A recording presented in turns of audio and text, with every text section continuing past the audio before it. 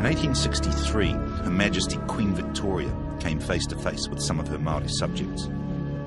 16 Māori entertainers on tour in Britain were invited for an audience. The Queen recorded the historic encounter in her diary. I went into the council room. There were the 13 chiefs and the 3 women. All had fine eyes and beautiful glossy black hair.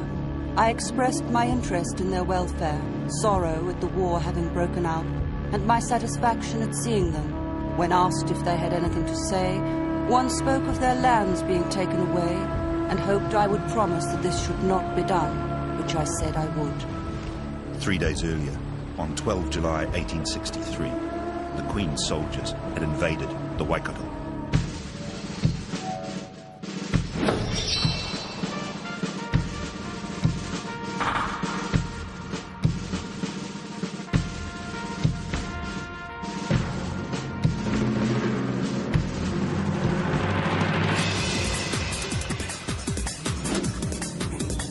The Taranaki War of 1860 and 1861 had been an attempt to cripple Māori autonomy by local example, to cut off the hand of Māori independence. It had failed. The strategists in Government House Auckland became increasingly convinced that it was the King movement which had frustrated them in Taranaki. The movement in its Waikato heartland was the spine of Māori independence. It could only be broken by direct assault.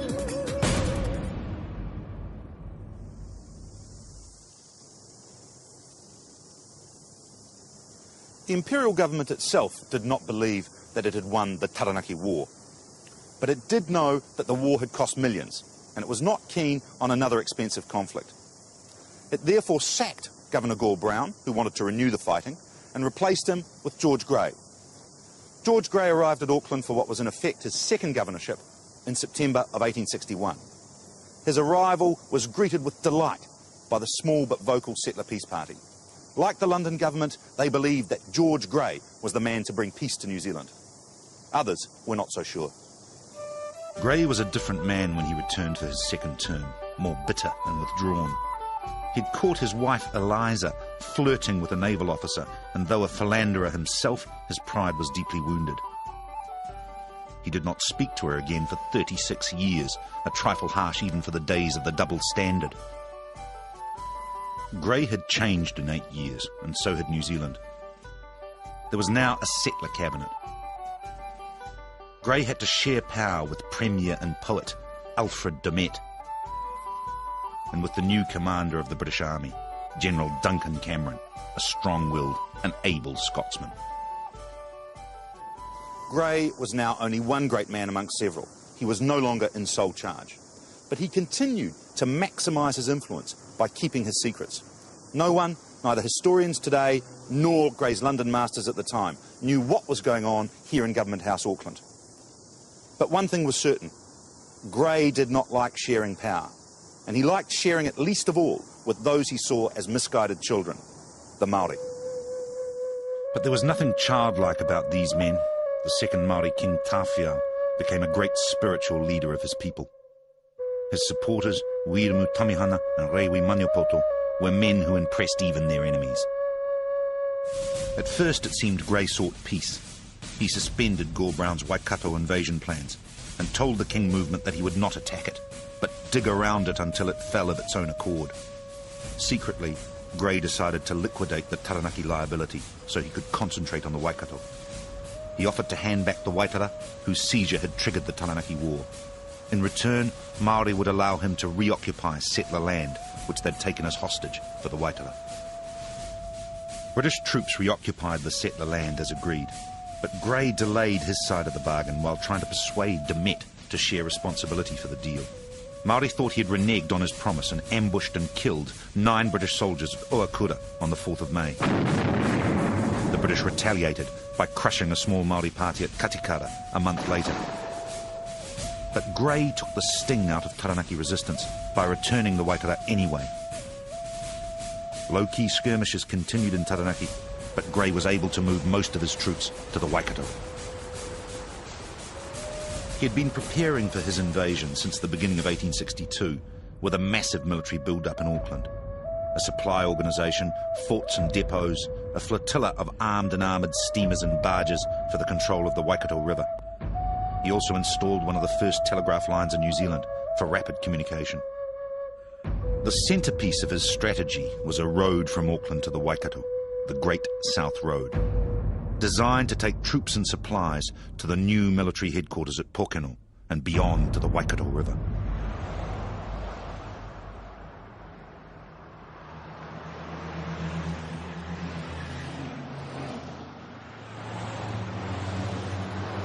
During 1862, the Great South Road inched onward towards the Waikato River, every metre laboriously constructed by the British Army. By early 1863, the road pointed like a giant sword at the heart of the King movement. For the Imperial troops carving a highway through the scrub and swamp of South Auckland, it was back-breaking work. There were few home comforts, and they did not remember Pōkeno fondly. But tell me, my friends, will this Pōkeno camp, with its mud and its Maoris, its mould and its damp, its general comforts and hardships heartbreaking, its scanty-filled larder and blasted road-making, will this Pōkeno ever make memory smile? No, memory will swamp it in oceans of bile. The hard-won road linked Auckland with the Waikato River and with the fleet of steam-powered riverboats Grey had brought in. These boats were armoured and armed with cannon and mortars, and they could forge their way upriver against the current. It was this steam technology which enabled British power to probe deep into the very heart of the North Island. The Auckland settlers watched with approval as Grey massed his weapons of war. But as the months wore on, they began to fear that he was not going to use them. Whatever the policy of Governor Grey may be, it is at all events a very silent policy. It is not known what he intends to do. Grey told the Imperial government that all his preparations for invasion were purely defensive, made necessary by a terrible Māori conspiracy to attack Auckland. He forwarded evidence of this conspiracy to London. Among the evidence was a story told by a Māori named Whare, or House, to a European ship captain in the cabin of the ship over several bottles of rum. Whare alleged that all the leading chiefs of Kingitanga had got together and formulated a plot to attack Auckland and slaughter the civilian population. A road had already been built through the bush for the purpose, and it was not only the Kingitanga leaders that were involved, but also virtually every French missionary in the country. The plan was to attack Auckland by surprise, eliminate or drive off the British settlers, but ensure that the French settlers were left alone because they'd have the secret mark on the door, which would lead the Māori warriors to leave them alone. The conversation is recorded as having lasted from 11 p.m. to 3 a.m, and as you can imagine, a good time was had by all. Grey also made other allegations about Māori plots to attack Auckland, and some were more convincing than the Whare story. But we now know that all were almost certainly false. London did not know that they were false. It sent Grey enough ships and troops to transform New Zealand history. Troops came to New Zealand from the four corners of the earth. By 1864, the number of Imperial soldiers approached 12,000. The settler government also provided its own army to supplement the Imperials. Some 5,000 men, half of them from Australia, were recruited for the Waikato militia. In Auckland, 3,000 more militia were called out for active service. During 1863 and 1864, these thousands of soldiers and the hundreds of thousands of pounds flowing in to pay and supply them transformed Auckland. A small, ramshackle settlement of about 8,000 people became a bustling war town. The population doubled, shipping tripled, imports quadrupled. Business boomed, and so did crime, drinking and prostitution. Like other New Zealand towns, Auckland discovered that the troops were heroes on duty, but villains in their time off. Up with your shutters and put out your light. The 14th are coming down. And come they did, smashing windows and everything else which came in their way. We tend to think of the New Zealand wars as small, but we need to see them in the context of their own time and place. In 1864, a peak of 18,000 troops, imperial and colonial, were mobilised. This army attacked a Māori people who numbered little more than 50,000 men, women and children. It was as though an army of 1 million people had invaded the New Zealand of today. But the Māori of Waikato did not stand alone against Grey's vast army.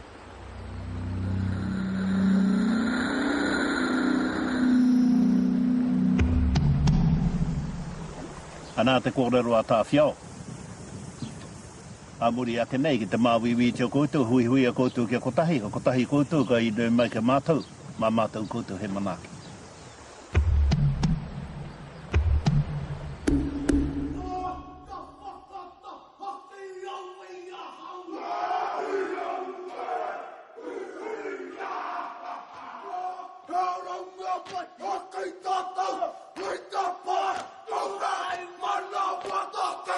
From virtually all parts of the North Island, warriors marched to support the King movement. Their numbers may have reached 2 or even 3,000, a quite staggering achievement for a traditionally divided tribal people whose war parties normally numbered in hundreds. But the question was, would thousands be enough against Grey's tens of thousands?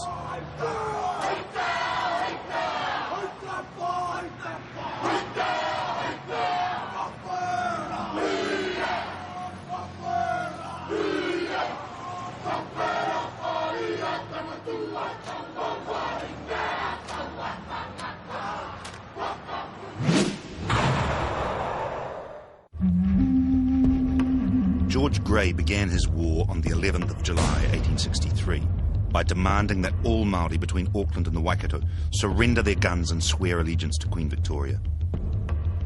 Next day, Cameron's army crossed this Rubicon, the Mangatawhiri stream. The invasion of the Waikato was on. 5 days later, the first battle was fought at Koheroa, now an hour's drive south of Auckland.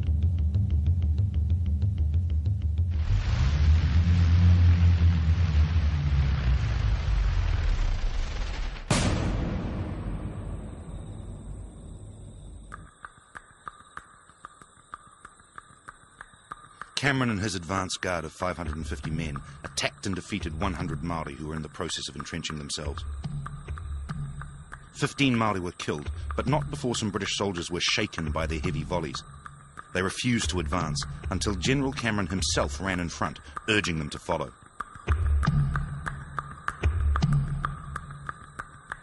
He was recommended for the Victoria Cross, but it was refused on the grounds that a general had no business risking his own life. Koheroa was only a small victory, but it seemed a good start to the British invasion. But then the advance bogged down. 3.5 months later, the giant British war machine had moved only a few miles south of Koheroa. The settlers blamed Cameron for the delay. They claimed that a subordinate had been ordered to be sure and have the men back for tea because the evenings were getting cool. But the delay was really due to Māori's strategy. The first part of the strategy was mere, a large modern pa, blocking land access up the Waikato. Cameron could have taken it if he could have concentrated all his troops against it. But the second part of the strategy prevented this. The Kingites mounted an intensive raiding campaign in Cameron's rear. They won some skirmishes, they lost some skirmishes. But they forced Cameron to use his resources to protect settlers and his lines of supply. British redoubts and stockades sprang up like mushrooms all over South Auckland. Each had to be garrisoned and supplied. Supply convoys had to be protected against Māori raiders. This meant that for 3.5 months, Cameron could not concentrate enough troops to attack mere. But reinforcements kept pouring in from all over the world. By the end of October, Cameron at last had enough men to both protect South Auckland and move against mere.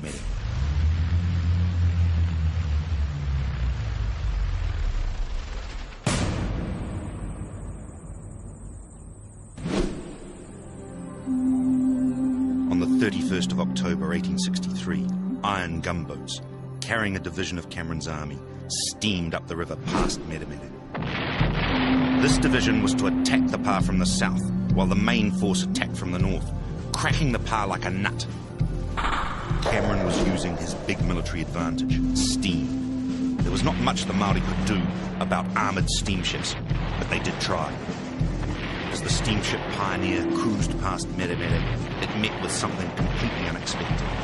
An accurate bombardment by Māori artillery using some old ship's cannon. Cameron's plan teetered on the brink of disaster as the Pioneer was hit at least twice.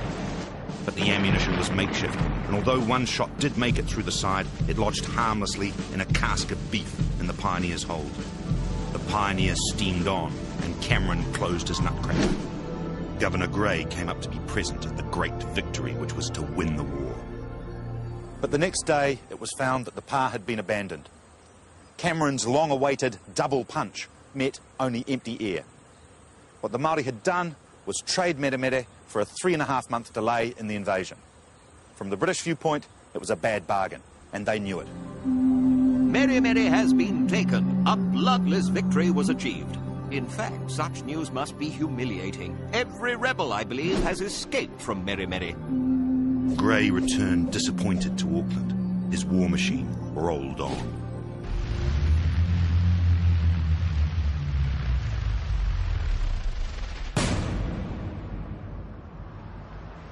"80 kilometres south of Auckland, on State Highway 1, is Rangiriri, the Angry Heavens. Travellers speed past today without realising that this is the site of one of the most important battles in New Zealand history. It was here that, after the evacuation of Mere Mere, the Kingites made their second attempt at blocking the advance of Cameron's army. On the 20th of November, less than 3 weeks after Mere Mere, Cameron advanced south and attacked Rangiriri. This pa was made entirely of earth, a defensive line of trenches and parapets running from the Waikato River eastwards to Lake Waikato. Its key was the central redoubt. But its defences were incomplete and it lacked manpower. When Cameron attacked, it was defended by just 500 men and a few women. Manpower wasn't a problem for Cameron. He split his men into 2 divisions. 900 attacked overland from the north, and a river force of 300 landed by steamers attacked from the south.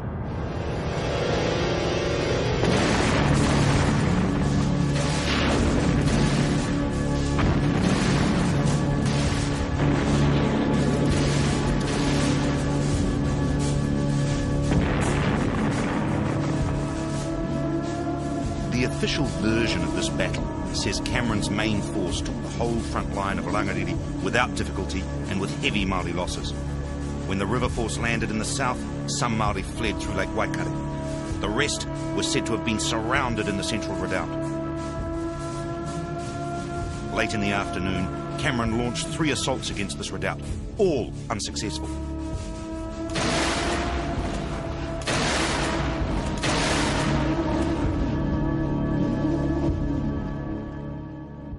But early the next day, the 180 Māori in the redoubt surrendered unconditionally.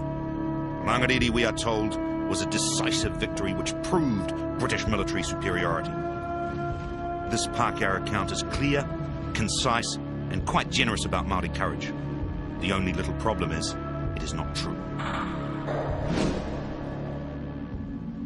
The British did not take the entire front line in their first assault.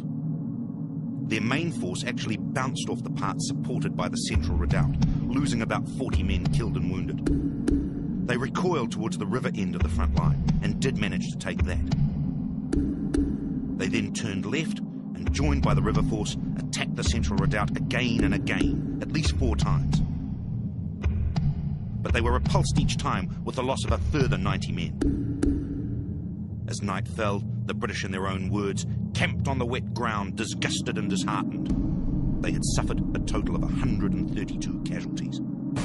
The Māori were still not surrounded, and during the night, most of them escaped, leaving a strong rearguard.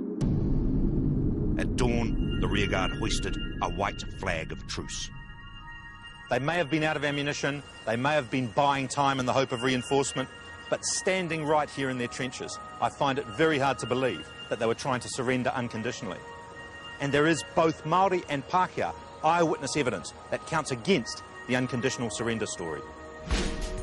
At dawn, a native appeared on the parapet showing a white flag and was very much annoyed to find that no white flag was shown on our side. They were all very much surprised when they found that they must give up their arms and be considered as prisoners. The prisoners strongly affirmed they were not surrounded. Some said the Pākehā always respected the white flag in war in Taranaki, and that it would be better to hoist it and treat. The general arrived, and his first step was to command them to deliver up their arms. "Hello," they said. "We did not bargain for this. We hoisted the white flag with a view to treating." Rangiriri fell not to British assault or siege, but because of the misunderstanding of a flag of truce. Contrary to legend, the battle was not proof of British military superiority. The problem of the modern pa remained unsolved. Even so, the British had won a substantial victory. They pushed on, up the Waikato. On the 8th of December, General Cameron occupied the Māori King's capital, Ngaruawahia, which had been abandoned.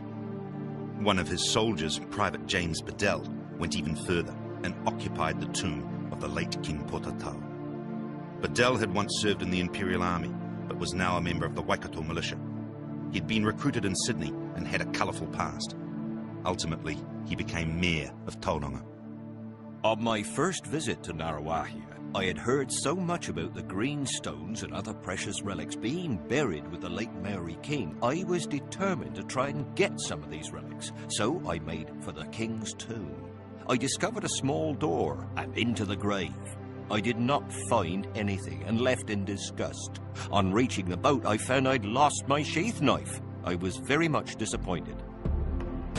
Ngaruawahia had fallen, and Tamihana now showed some willingness to negotiate a peace. Grey believed that he had won his war. There can, I think, be no doubt that the neck of this unhappy rebellion is now broken. But Grey's peace terms, unconditional surrender, were unacceptable to Tamihana. If the governor follows me here, I shall fight. If not, I shall remain quiet. But if the general goes to Waipa to attack the Ngāti Maniapoto, I shall be there.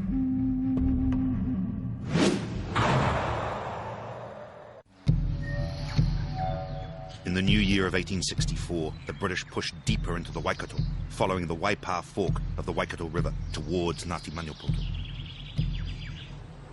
But going up the Waipa, they were confronted by a great defensive line, stretching from Pātarangi to Pikopiko and Rangiatia. This complex of fortifications, centred on Pātarangi, was probably the largest cluster of modern pa ever built. Its impregnability was obvious to the British. General Cameron and his officers could scarcely believe that a savage race without any education in military tactics could have designed such a complete system of defense.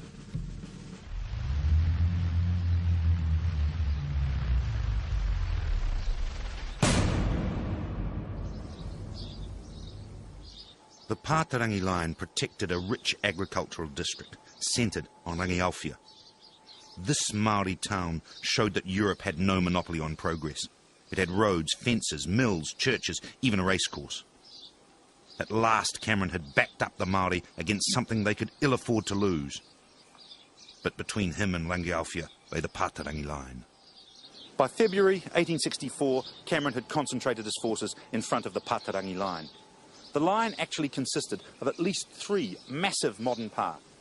It was quite possibly the most sophisticated set of earthworks to have been built anywhere in the world up to that time, even including the formidable entrenchments of the Crimean War and the American Civil War.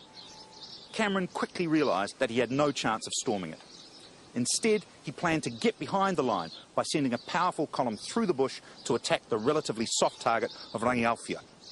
The idea was that this would prise the Māori army out of their impregnable defences into the open to protect their precious town.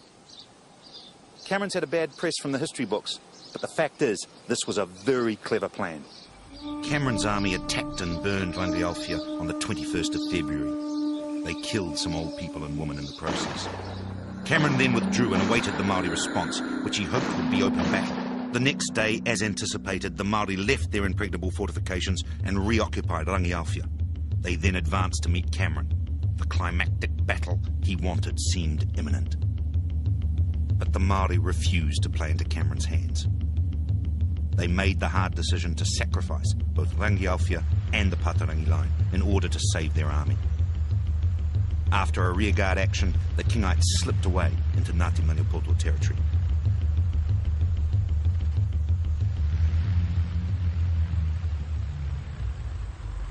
There, they began building yet more pa.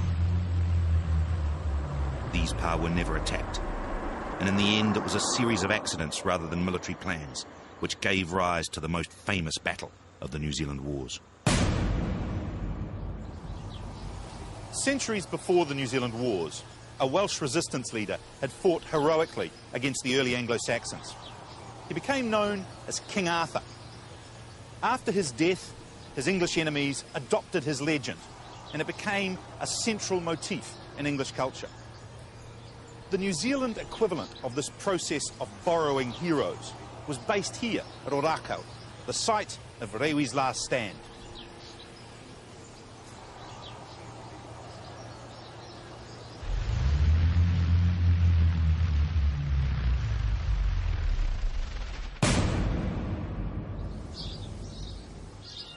The siege of Waikato became a symbol, perhaps the symbol, of the New Zealand Wars, the archetypal battle between generous British and heroic but doomed Māori. But far from being typical, Waikato was an exceptional Māori strategic blunder. Rewi Maniapoto was one of the great Māori political and military leaders of the 19th century. He himself was far too good a general to want to make the last stand, which was to bear his name.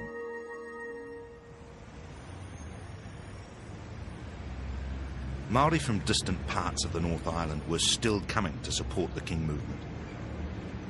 After the fall of Pātarangi, a party of Tuhoi met Rewi and demanded that he lead them into battle. They had dragged their guns and ammunition all the way from the Urewera and were keen to use them. Give us Waikato as a place to use our guns and ammunition. They are too heavy to carry all this way for nothing. Rewi was reluctant, but he felt obligated to agree. In late March, he built a pa at Waikato.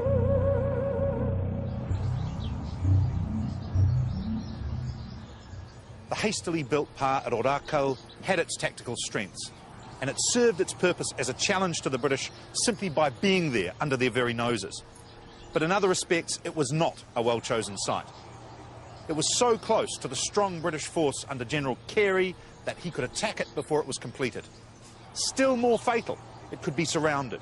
It had no decent route of escape and so transgressed the most fundamental principle of the modern pa system. On the 30th of March, General Carey had news that the Māori were fortifying Waikato. He ordered a surprise dawn attack the next day. 1,120 men marched out to take Waikato, where Rewi stood with about 300 men and women.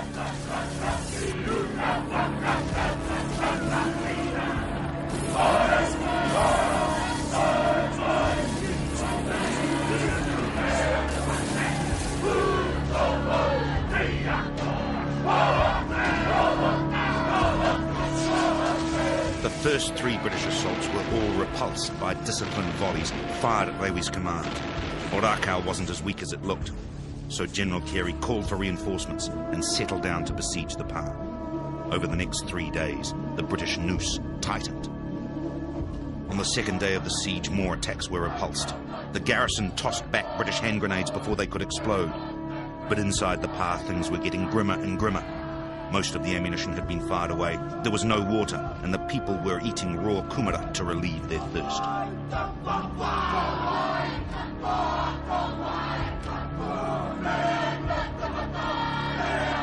By the third day of the siege, the plight of the Māori was obvious to all. Cameron offered them a chance to surrender. Their reply is engraved on New Zealand history. We will fight onwards! Forever!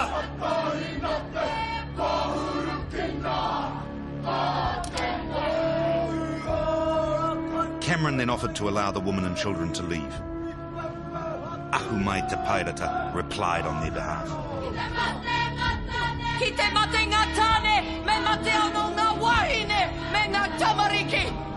If the men are to die, the women and children must die also! Te tikanga I kōrero ai I tērā kōrero. Me he mea ka puta rātau ngā wāhine me ngā tamariki, kai whea rātau tāna. Tana mōhio ka mate rātau. Pai ake, tana mate, tā rātau mate, ngā wāhine me ngā tamariki, me ngā tāneto. Nā koe nei, te tikanga I tū ai ia ki te kōrero, I tērā kōrero. Taku mōhio aha koa wai te wahine, I roto I te whea rohe, koe rā no ngā kōrero. But the water and ammunition were now finished, and at 3:30 p.m. on the third day of the siege, the whole garrison began a desperate attempt to cut their way out. Even the official British battle diary was impressed. The enemy suddenly came out of their entrenchments into the open. There was something mysterious in their appearance as they advanced towards the cordon of troops, without fear, without firing a shot or even a single cry being heard, even from the women. The Maori cut through the British cordon and escaped towards the Puniu River. Balked of their prey, the British mounted a ferocious pursuit in which the cavalry were prominent. Rewi himself led the rearguard. Continuing our retreat through the swamp, we overtook Punitere. I said to him, "Don't run, go easily." Farther on, a soldier shot him dead. I cried a farewell to him, then we continued our flight to the Puniu, some of us returning the fire of our pursuers. We shot 2 troopers out of their saddles. A soldier rode in chase of a native named Ngata, but Ngata had by this time taken cover, and having a good view of the soldier, he shot him. We forded the Puniu, and on the south side, rested ourselves and collected the survivors. There were 60 of us there, others came in later. About 80 Maori, including several women and wounded men, were killed by the British at Orakau. The British lost 17 killed, so this was indeed a victory for them. But 80 Maori corpses were a poor second prize to the capture of Rewi Maniapoto and a triumphant end to the Waikato War.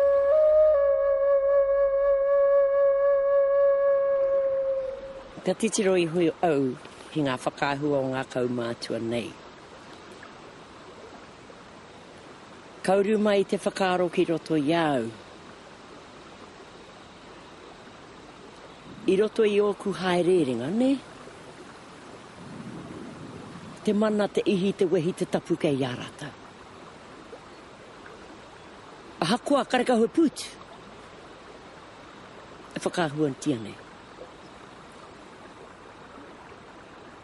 Koe nei ngā tāngata I ora, I puta mai ai mātou, ne. Ka tangi au ki a rātou. Engari, me tō rātou ki anō, hakai te pai. Me te tiro koe, ki muri. Ki muri.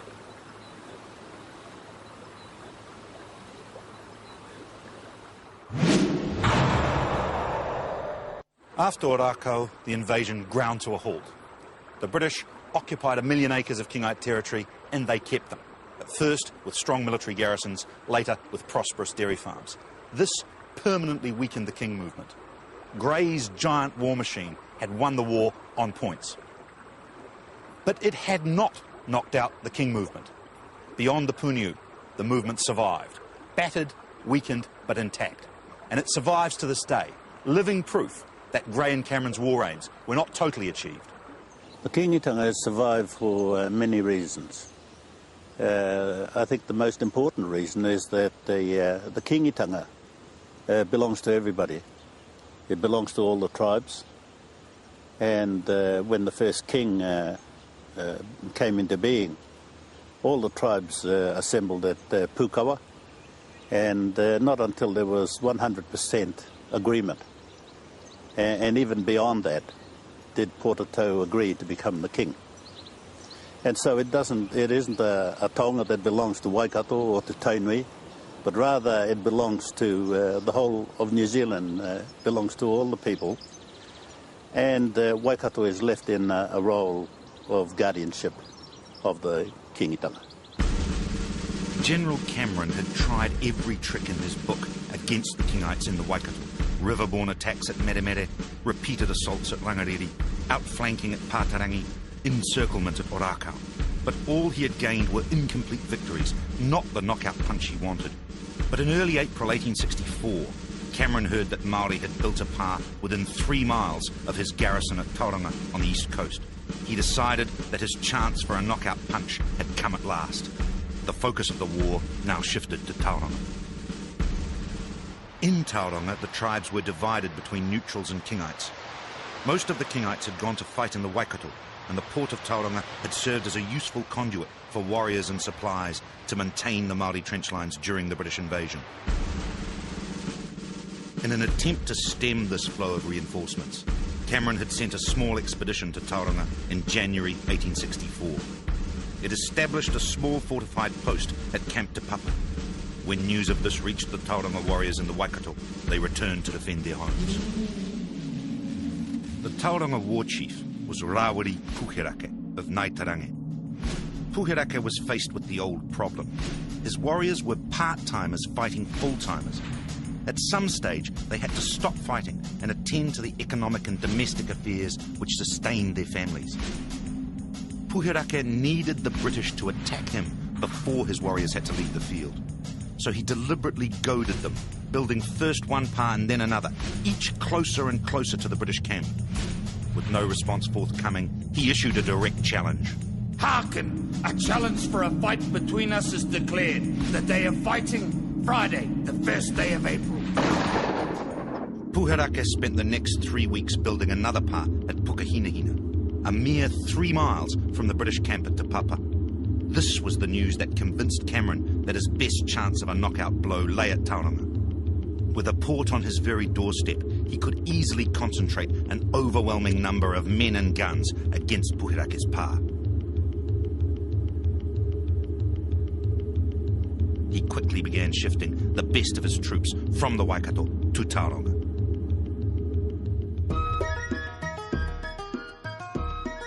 Among Cameron's soldiers was a young ensign who had recently arrived in Auckland, Spencer Percival Nichols.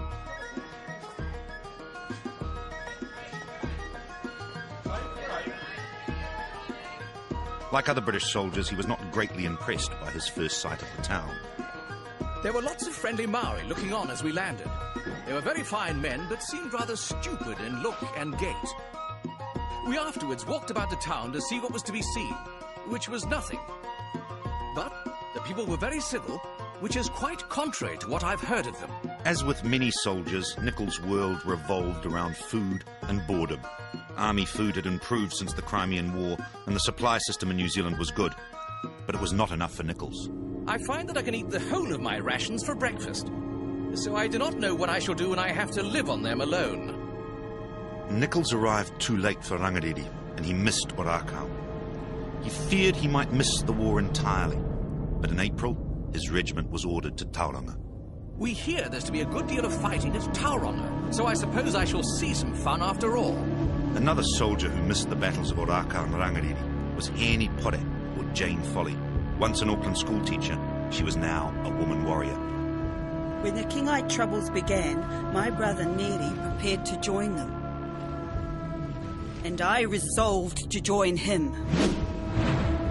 I carried a light single-barreled gun and wore cartridge belts, one buckled round my waist and one over the shoulder. I made a large flag for our war party, lettered Aotearoa. I made it out of some maroon silk, which I carried away from our home. After participating in raids on the British lines of communication, Hene tried to join the garrison of Rangariri. We were too late for the battle, fortunately for ourselves. We were in a bad way for food, and for 3 weeks we lived almost entirely on water and wild honey. Eventually, her party joined up with Wirimu Tamehana at Peria. There she would read the New Zealand Herald for the Kingite leaders while sitting around the evening campfire. In April, a Ngaitarangi messenger arrived begging for help against the British invasion of Tauranga. My brother Neri was amongst those eager to fight alongside Ngaitarangi, and I could not but follow him. So Hene Pore marched for Tauranga to an appointment with General Cameron and Ensign Nichols at Pukahinahina, also known as the Gate Pa. Hene Pore and her comrades brought the garrison of the Gate Pa to about 230. But on the 29th of April, 1864, Puherake and his garrison realised that this was nothing against the British marching out from Camp Te Papa.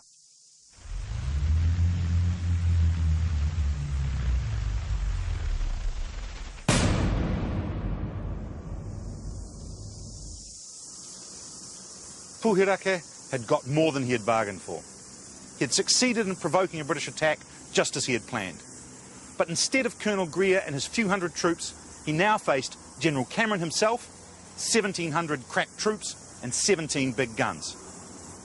The biggest of these guns was an ultra-modern, breech-loading Armstrong, throwing shells weighing 110 pounds each. That's 50 kilograms. It was said to be one of the biggest guns ever used anywhere in the 19th century. Hori Ngātai recorded the garrison's reaction. When we gaze at those sons of thunder striding forth, can you wonder that the cooked potatoes seem to have lost their sweetness, and many a one of us seem to forget his hunger? It more or less says what he felt when he wrote these words. Fear at the number of the imperial forces that were coming, and then again, a sort of bravery, I suppose. They're thinking, well, if they're going to come, let's get it over and done with, sort of thing. I know that's the way I'd feel. I'd think, oh well, you're coming, so come ahead and let's get it over and done with. Rawiri gave orders that all the women should leave the pa. I refused to leave, saying, if my brother stays, then I am his equal. I can use a gun, and I shall stay. Spencer Nichols was worried that the Māori would make a run for it. I dare say the brutes will bolt in the night. We're going to blow the pa to the devil. From the outside, it looks the most insignificant place. On the eve of the battle, a group of Nichols' fellow officers sat down to dinner at the Elms, the mission house in Tauranga. The 9 officers ended their meal with a prayer and sang the hymn, "Abide with Me."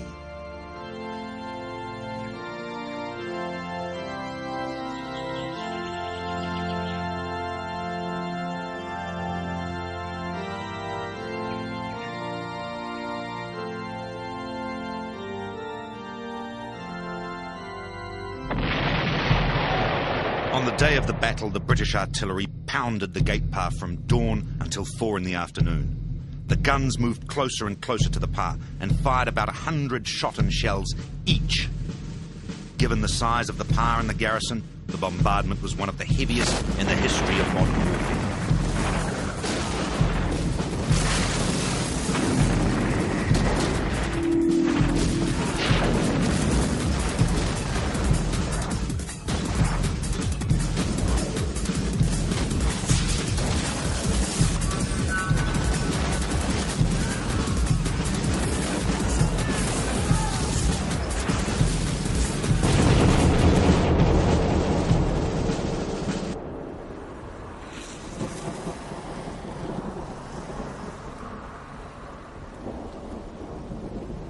Per square metre, the gate pa took a heavier pounding than the trenches of the Western Front in the heaviest artillery bombardments of World War I.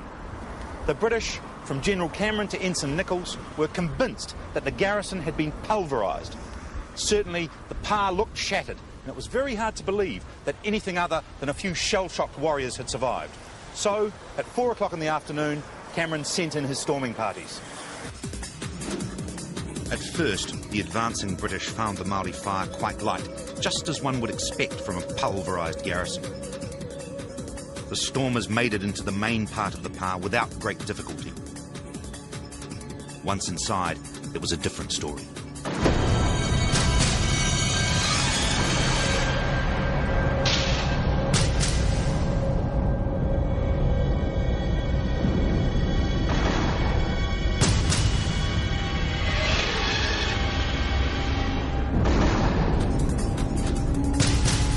The breach was very easy to get through, but inside the fire was tremendously hot and the men were falling fast. We could not see the Maori, as they were in pits covered over with rapo, through the roofs of which they put their rifles and fired at one from a distance of 3 yards.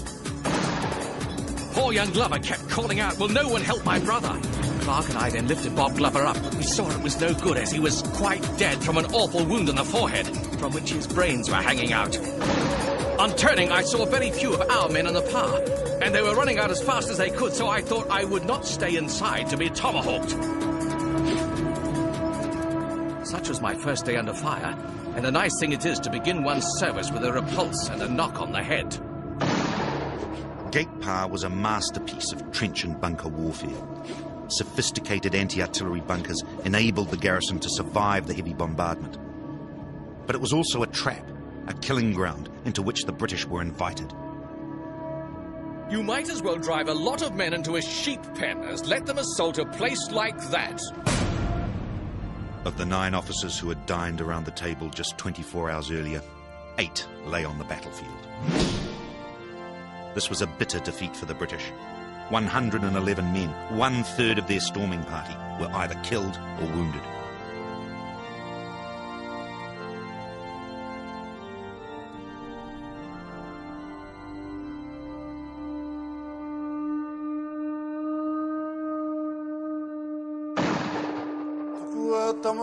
During the night, the Māori evacuated the pa without loss, taking 100 British rifles with them and leaving an empty pa in exchange. The gate pa was not the end of the war in Tauranga. 6 weeks later, Colonel Greer came across Puhirake and a new force of warriors building another pa at Te Ranga. He stormed the unfinished trenches, killing at least 68 warriors, including Puhirake.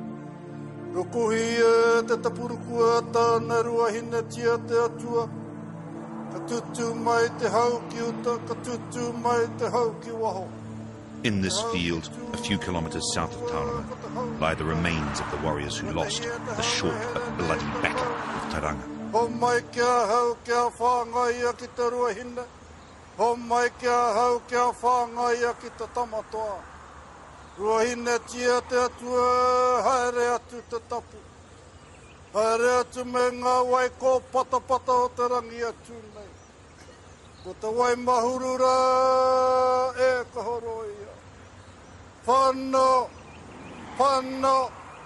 Takota mai ngā toki haumi e hui e taiki e.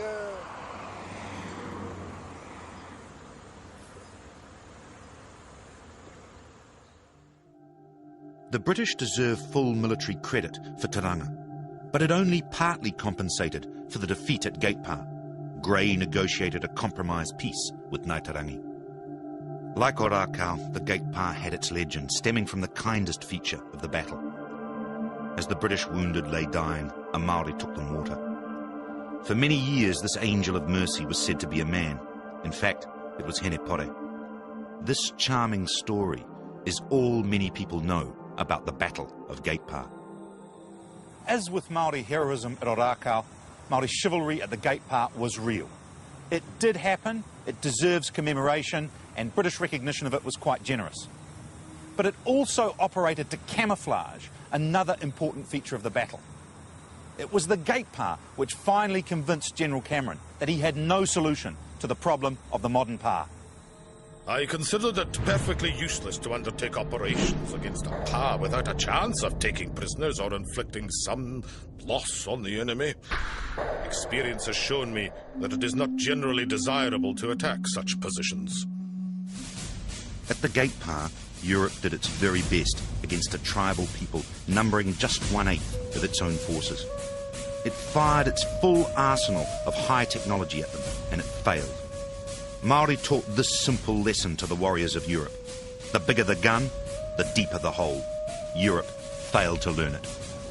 Men like Cameron were very far from stupid, but they found it hard to believe that so-called savages could invent modern trench warfare. And it was a lack of understanding of trench warfare that led millions of men, including 50,000 New Zealanders, to uselessly spill their blood in World War I, attacking the giant Gatepā known as the Western Front. The lessons of the New Zealand wars, lessons which might have saved some of them, lay forgotten in their own backyard.